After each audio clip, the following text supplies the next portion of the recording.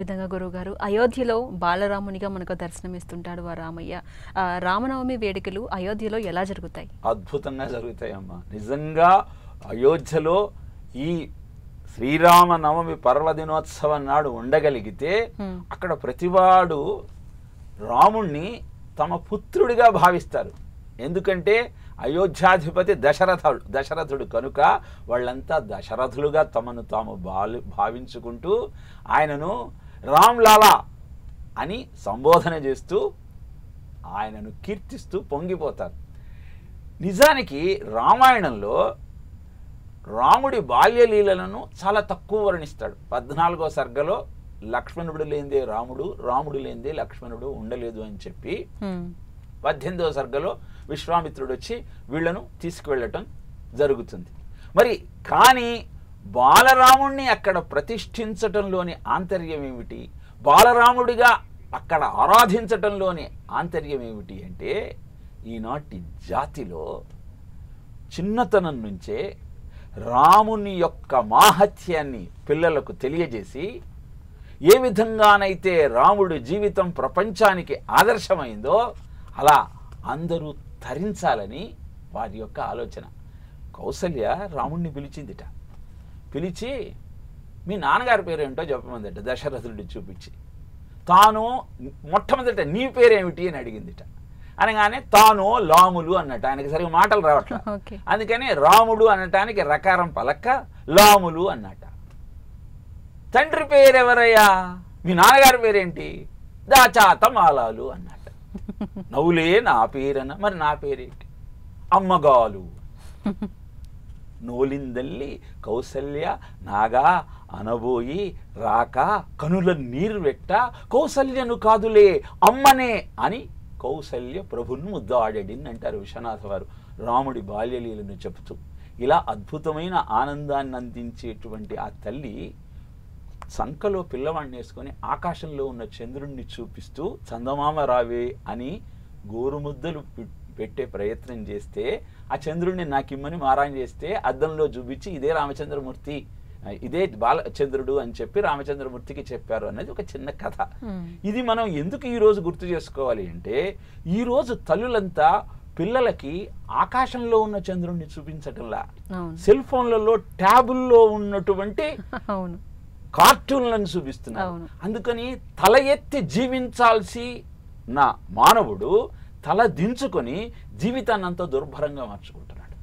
కనుక అయోధ్యలో బాలరాముణ్ణి కీర్తిస్తూ ఈ శ్రీరామ నవమి మహోత్సవంలో ఆ కళ్యాణంలో పాలు పంచుకుంటూ అక్కడ జరిగే మహోత్సవాన్ని జ్ఞాపకం చేసుకుంటూ ఆ రామచంద్రమూర్తి యొక్క స్ఫూర్తిని మన జీవితానికి అందించుకుంటూ ముందుకు సాగమని చెప్పటం కోసమే బాలరాముడి రూపంలో అయోధ్యలో కొలువై ఉన్నటువంటి రామచంద్రమూర్తి యొక్క కళ్యాణాన్ని సీతమ్మతో ఆ దంపతుల యొక్క అద్భుతమైన దాంపత్యంలోని ఆంతర్యాన్ని ఔన్నత్యాన్ని గ్రహిస్తూ జీవితాన్ని ముందుకు తీసుకువెళ్ళమని చెప్పటమే అయోధ్యలో జరిగే బాలరాముడి యొక్క మహోత్సవ సందర్శనంలోని ఆంతర్యం.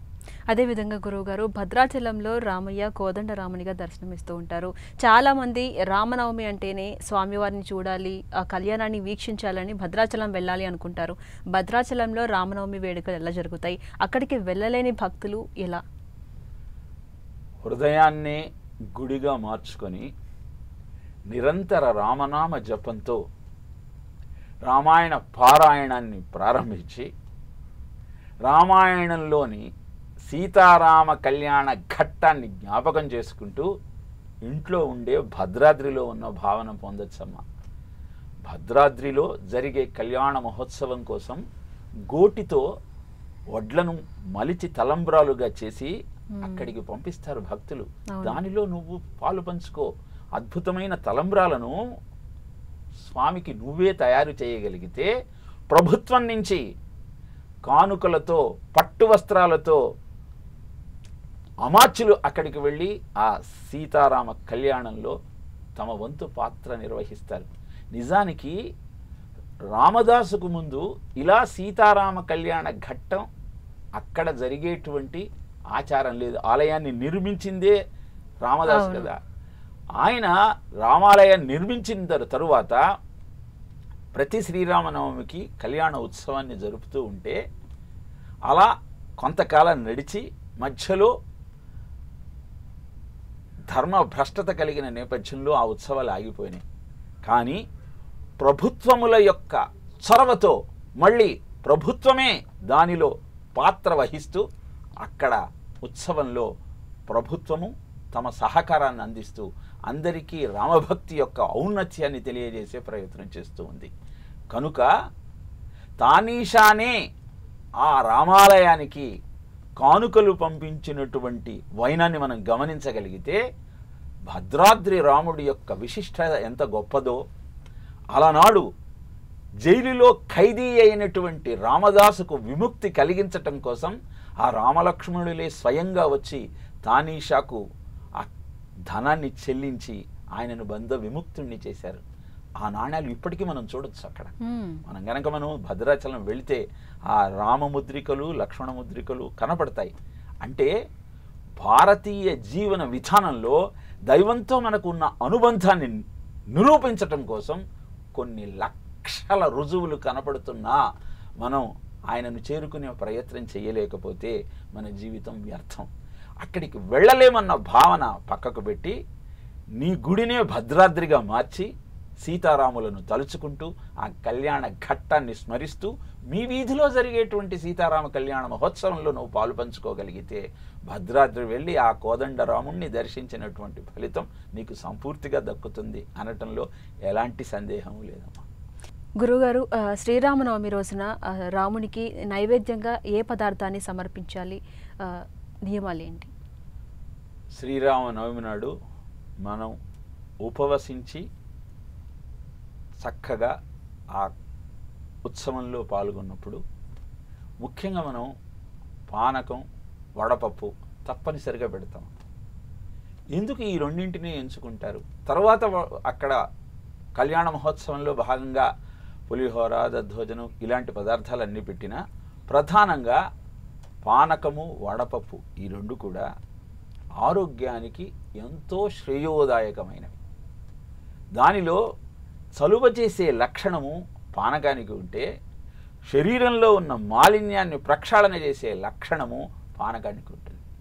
బెల్లానికి ఆ లక్షణం ఉంది కనుక ఈ రెండింటిని స్వామికి నివేదన చేస్తూ షోడశోపచారాలతో ఆయనకు పూజ చేస్తూ ఆయన కళ్యాణాన్ని సశాస్త్రీయంగా జరిపించుకుంటూ ఆ ప్రసాదాన్ని స్వీకరించగలిగితే లక్షే యోగి జనస్య లక్షిత జగజ్జ విశాలేక్షణే.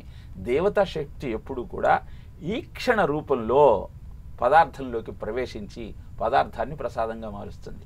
కనుక మీరు ఏ ఉత్సవంలో ఏ దేవతా శక్తిని ఆరాధన చేసేటువంటి పూజలో అయినా సరే పాల్పంచుకున్నప్పుడు ప్రసాదాన్ని తప్పనిసరిగా స్వీకరించి ఇంటికి కూడా తీసుకెళ్తాం మనం.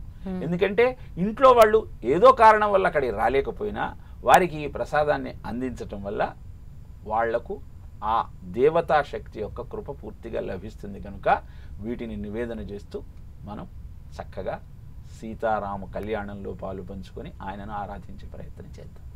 శ్రీరామనవమి రోజున ఏ విధమైన పూజా కార్యక్రమాన్ని చేయాలి, అదేవిధంగా రామనవమి యొక్క వైశిష్ట్యాన్ని వివరించినందుకు ధన్యవాదాలు గురువుగారు.